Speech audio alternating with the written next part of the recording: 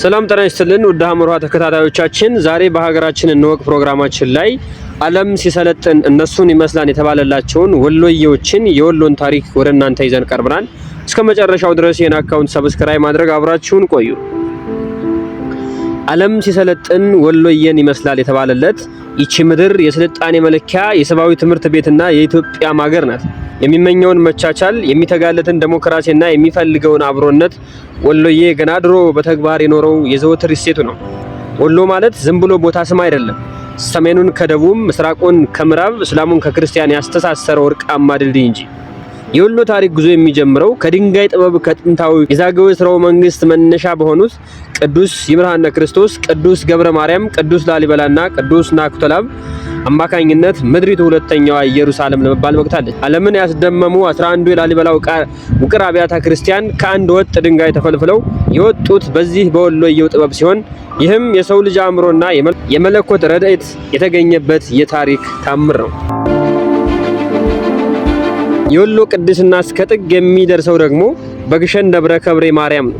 የግሸን አምባ ዝም ብሎ ተራራ ሳይሆን እንኳን ሰው ፈጣሪ ራሱ የመረጠው የቅዱሳን ስፍራ ናት። በአፄ ዳዊት ዘመነ መንግስት ተጀምሮ በአፄ ዘርዓ ያዕቆብ ጥረት የጌታችን የኢየሱስ ክርስቶስ ግማደ መስቀል የቀኝ እጁ ያረፈበት ክፍል ምድር ናት። ይህ መስቀል የግሸን ተራራ ላይ የመስቀል ቅርጽ ባለበት መልክዓ ምድር ውስጥ እንዲቀበር መደረጉ ወሎን የዓለም ክርስቲያኖች መካ አድርጎታል። ግሸን የወሎ የመንፈሳዊነት ማዕተም ነው። ወደ ሰቆጣ ዋግ ስንጓዝ ደግሞ የስልጣኔ ምስክር የሆኑት የዋግ ሹም ከበደ መሰል ጽኑ መሪዎች የበቀሉባት ምድር እናገኛለን። የሰቆጣ ሕዝብ በከምታ ቋንቋና እንደ ተራራ በጠነከረ ጽናቱ የታወቀ ሲሆን ለሀገር ዳርቻ መከበር ደሙን የገበረ ጀግና ነው።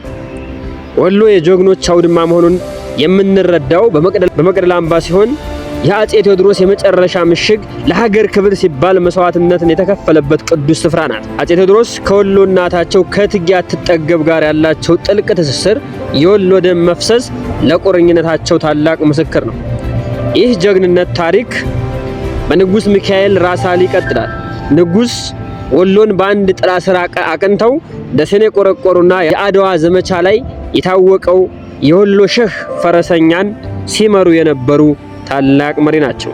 የእሳቸው የልጅ ልጅ የሆኑት ኢትዮጵያን ለማዘመን የተጉት ልጅ ኢያሱ በዚሁ የታላቅ ዘር ሐረግ ውስጥ ናቸው። ሌላው የወሎ እንቁ እቴጌ መነን አስፋው ናቸው። ከአምባሰል መርቆር የተገኙት እቴጌ መነን የጥበብና የርህራሄ ተምሳሌት ሆነው አልፈዋል። የሚገርመው ግን ወሎ የጀግናና የነጋዴ ብቻ ሳይሆን የሊቃውንት የጥበብ ሰዎች ማህፀን መሆኗ ነው። የኢትዮጵያ የሥነ ጽሑፍ ምሰሶ የሆኑት ሎሬት ጸጋዬ ገብረ መድኅንና የሊቃውንት ሊቅ ደራሲ ከበደ ሚካኤል የዘር ሐረጋቸው ከዚሁ ከወሎ ምድር በጥብቅ የተቆራኘ ነው። የወሎ ዕውቀትና መንፈሳዊነት ከሃይማኖት ድንበር ተሻግሮ ወደ ፍልስፍና ማማ ይወጣል። የወሎ የዘር ሐረግ እንዳለው የሚነገርለት የኢትዮጵያ የጥበብ አባት የሆነው ፈላስፋው ዘርዓ ያዕቆብ ሀተታ ዘርዓ ያዕቆብ በተሰኘው ድርሰቱ ዓለምን ያስደመመ የምክንያታዊነት ፍልስፍናን አበርክቷል። በተመሳሳይ መልኩ በጋስጫ ምድር የበቀሉት ታላቁ ሊቅ ቅዱስ ጊዮርጊስ ዘጋስጫ በድርሰታቸው በኢትዮጵያ ኦርቶዶክስ ተዋሕዶ ቤተክርስቲያን ጌጥ ሲሆኑ መነሻቸው ወሎ መሆኑ ለምድሪቷ ትልቅ ኩራት ነው። ወሎ የእስልምና እምነት ዕውቀት እንዲስፋፋ ያደረጉ የታላላቅ ሀጂዎችና ሼሆች ሀገርም ናት። በእጁ በቃሉ በወሬሉ የሚገኙ መንፈሳዊ መዳረሻዎች የሀጂና የሼህ መፍለቂያዎች ናቸው። ህዝቡም ለፈጣሪው ያለው ፍጹም ፍቅርና ታማኝነት በዚሁ ይገለጻል። እስጢፋኖስ ገዳም የታላቁ አቡነ ተክለ ሃይማኖት መፍለቂያና የኢትዮጵያ የዕውቀት ዩኒቨርሲቲ ሆኖ ሲቆይ እንደ ገታ ደና ያሉ ስፍራዎች የእስልምና ዕውቀት የሰላም ማዕከል ናቸው። እንደ ሼህ መሐመድ ሳኒ፣ እንደ ሼህ ሁሴን ጅብሪል ያሉ ትንቢት የወሎን ምስጢር መንፈሳዊ ይወክላሉ። ወሎ ገና ያልተነገሩ ብዙ የታሪክ ድርሳናት ስውር ጥበብ ሀብት አሏት። ወደ ራያ ቆቦ ስንወርድ የጀግንነት የውበት መገኛ እናገኛለን። የራያ ወጣቶች ተንቤን ሲጨፍሩ፣ ልጃገረዶች አሸንድያን፣ የሻዴና የሶለል በዓላት በነጻነት በውበት ሲያከብሩ ምድሪቱ በደስታ ትሞላለች። ቆቦ ደግሞ በግብርና በበረከት የጸናች ምድር ሆና በታደለ ሮባ መሰል ድምፃዊ ዜማዎች ለዓለም ተሰምቷል። ወሎ የኢትዮጵያ ሙዚቃ እናት ሲባል በሀገር ቅኝት የታጀቡ መሆኑ ነው። እንደ ማሪቱ ለገሰ፣ አስናቀች ወርቁ፣ አበበ ካሳና ማዲንጎ አፈወርቅ ያሉ ከዋክብት የወሎን ለቅሶና ደስታ በሙዚቃ ለዓለም አሳይተዋል።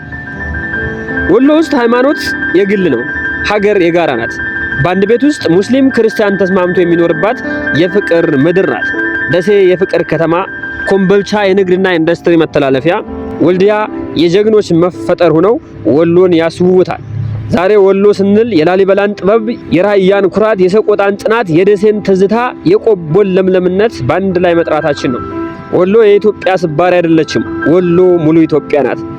በላሊበላ ድንጋዮች ላይ የተቀረጸው ጥበብ፣ በራያ ሜዳዎች ላይ የሚታየው ጀግንነት፣ በደሴ ተራሮች ላይ የሚሰማው ትዝታ፣ ሁሉም አንድ ላይ ሆነው ወሎ የሚለውን ስም ይጣራሉ። ወሎ የፍቅር ሀገር። ውድ ሐመር ውሃ ቤተሰቦቻችን ዛሬ ይዘንላችሁ የመጣ ነው ከብዙ በትንሹ የወሎን ታሪክ ነው። በሌላ ጊዜ በክፍል 2 ወሎን በደንብ የምናያቸው ይሆናል። መልካም አዳር ይሁንላችሁ።